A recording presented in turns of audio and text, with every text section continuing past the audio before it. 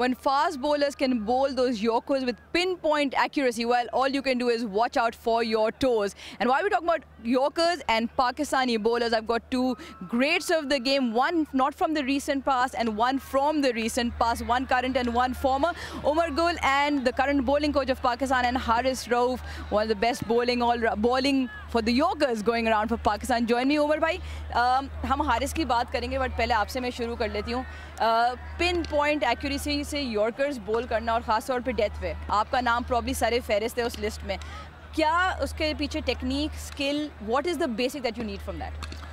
Basically अगर हम इसके टेक्निक के पीछे हम चले जाए तो यू कैन से कि हमें जो ना टेनिस बॉल से हमने स्टार्ट किया था, और टेप बॉल पे जो ना आपको काफ़ी लाइक लूज़ बॉल आप नहीं कर सकते. तो एक तो आप ये कह सकते कि बचपन से ही था, और प्लस आई स्टिल रिमेंबर कि जब हमारा फर्स्ट टाइम 2007 वर्ल्ड कप हो रहा था तो उससे पहले हमारा काकूल में कैंप लगा था. वहाँ पर हमने काफ़ी काम किया था. स्पेशली हमारा आई थिंक 1.5 मंथ का कैंप था. तो उस टाइम पे ये था कि T20 क्रिकेट नया नया स्टार्ट हुआ था, और हमें पता था कि यहाँ पे आपके लिमिटेड ओवर में आपके पास एक ऐसा बॉल मुझे डेवलप करना चाहिए जो आगे जाके मेरी स्ट्रेंथ बने. तो यॉर्कर पे काफ़ी प्रैक्टिस की, और I think practice make you perfect, और वही चीज़ हुआ कि उस पर मैंने काफ़ी ऑनेस्टली मैंने उस पर काफ़ी वर्क की है. और फिर आगे जाके जो कि मुझे रेड बॉल भी में उसका फ़ायदा हुआ, वनडे में भी, और T20 में तो वैसे भी मुझे बहुत फ़ायदा हुआ. हारिस, जो उमर भाई बात करें, आप भी अगर आप देखें जो आप ओवर कराते हैं, बड़े मुश्किल ओवर कराते हैं, एक पावर प्ले में कराते हैं और फिर बैक एंड पे कराते हैं, तो जो यॉर्कर्स का लैंड करना है उसके पीछे आप कितनी वर्किंग करते हैं? Is it a mental thing कि उस पर ऑब्वियसली स्किल का तो है, और आपने कितना काम किया उस पर? ऑब्वियसली बात है, जब आप एज डैश बॉलिंग करते हो तो माइंड में यही होता है कि आपको डॉट बॉल करना है. तो मेरे ख्याल से जो यॉर्कर है वो बेस्ट बॉल होता है डॉट के लिए. तो मोस्टली यही होता है कि आपको कोशिश करनी पड़ती है, यॉर्कर पे जाना पड़ता है, और बिफोर आप जिस तरह प्रैक्टिस करते हैं और नेट प्रैक्टिस सेशन करना, उसमें आप मोस्टली अपने आप को बिल्डअप करते हो कि आज ज़्यादा यॉर्कर की प्रैक्टिस की जाए, और फिर वो जब आप मैच में जाते हो एग्जीक्यूशन ईजी हो जाती है फिर आपको करना. उमर भाई, थोड़ी क्रॉस क्वेश्चनिंग कर लेते हैं क्योंकि आप दोनों यहाँ मौजूद हैं. मुझे बताएं कि हारिस के बारे में as a bowler, as an individual, as a cricketer, क्या चीज़ें पसंद है और कौन से ऐसे एस्पेक्ट हैं जो आपको लगता है अभी भी काम करने की ज़रूरत है? आई थिंक माशाल्लाह से स्टार इनकमिंग, इंशाल्लाह स्टार इन मेकिंग, इंशाल्लाह पाकिस्तान के लिए, पाकिस्तान का एसेट इन फ्यूचर में ये इंशाल्लाह सुपरस्टार बनेगा. इसकी जो सबसे जो अच्छी क्वालिटी है, इसका एग्रेशन जो है, इसका जो पैशन टूवर्ड्स द क्रिकेट है, बड़ा ज़बरदस्त है.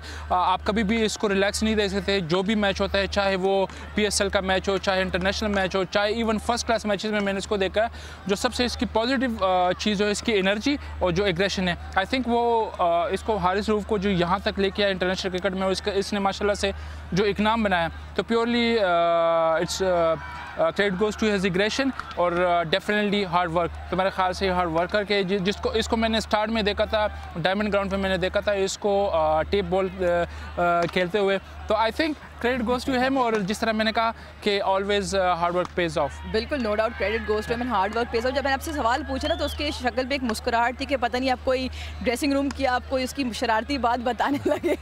बट हारिस, मुझे आप खुद बताओ. नॉटी तो बहुत है वो, तो इसमें तो और होना भी चाहिए. यही हम सुनना चाह रहे थे कि कहीं पे. बट हारिस, अपनी गेम में ऑब्वियसली आप जितनी इंप्रूवमेंट लाए हो, और there is always room of improvement, आप कौन से ऐसे एस्पेक्ट्स है कि आपको एक कहते हैं ना 3 फॉर्मेट बॉलर बना सके, हो कैसे ऐसे एस्पेक्ट हैं जिस पे आपको लगता है काम करने की ज़रूरत है इस वक्त? देखिए, आपका जो लर्निंग प्रोसेस है वो तो कभी ख़त्म नहीं होता.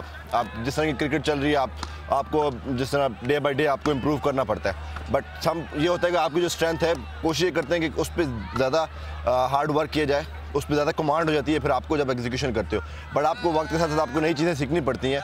कोशिश कर रहा हूँ कि जिस तरह विद द न्यू बॉल उसको कैसे कंट्रोल में लाया जाए, मेरे लिए वो एक नया चैलेंज है. जाते जाते आपके हाथ में बॉल है, थोड़ा सा हमारे जो यंग बॉयज़ एंड गर्ल्स जो देख रहे हो उनको ग्रिप के बारे में यॉर्कर की कुछ अगर टिप्स दे सकें दोनों. हारिस से स्टार्ट. नहीं ओवर भाई आप.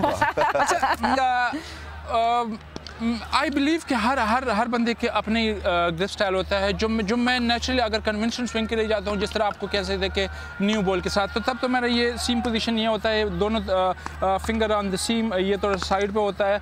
लेकिन जब इवन अगर मैं नए बॉल के साथ भी जाता हूँ तो जो मुझे कंट्रोल है, तो मैं फिर इसको थोड़ा सा ये फर्स्ट स्लिप की तरफ करता हूँ. मेरा ये थंब जो ना ये बिल्कुल क्रॉस हो जाता है. इससे मुझे ये कि एक तो मुझे एंड पे जो बॉल डिप होता है वो उसमें मुझे फ़ायदा हो रहा है, प्लस कंट्रोल ज़्यादा होता है, और ऑफ कोर्स फिर जब पुराना बॉल होता था ये जिस तरह नज़र आ रहा है रिवर्स स्विंग के लिए, तो अगेन मेरा ये सीम पोजीशन टोटली चेंज हो जाता है। ये होता है थोड़ा सा टाइट पकड़ लेता हूँ और मेरा जो थंब है ना वो टोटली इस तरह हो जाता है अक्रॉस द सीम। इससे ये है कि जो मैं बॉल पुश करता हूँ बैट्समैन की तरफ to against the batsman, depend करता है कौन सा मैं स्विंग कर रहा हूँ। तो जब मैं उसको पुश करता हूँ एक तो मुझे ये कि फोर्स मिलता है और प्लस ये जब ऐसे जाते हैं तो एंड पे ये डिप हो जाता है, जिसकी वजह से बैट्समैन को ज़्यादा प्रॉब्लम होता है, क्योंकि अगर आप सीधी सीम के साथ बॉल करते हो तो वो आपको स्विंग नज़र आता है। लेकिन जिस तरह अगर आप एक क्रॉस आप बैट्समैन से अवे पुश करते हो तो एक तो ये कि स्विंग का आपको नहीं पता चलता और एंड पे वो डिप हो जाता है। उमर भाई and Haris, thank you very much for joining me. Umar भाई ने सारी सीक्रेट्स बता दी, तो जो भी देख रहा था आई एम श्योर उसको अब यॉर्कर करने बहुत अच्छे से आ गई होगी।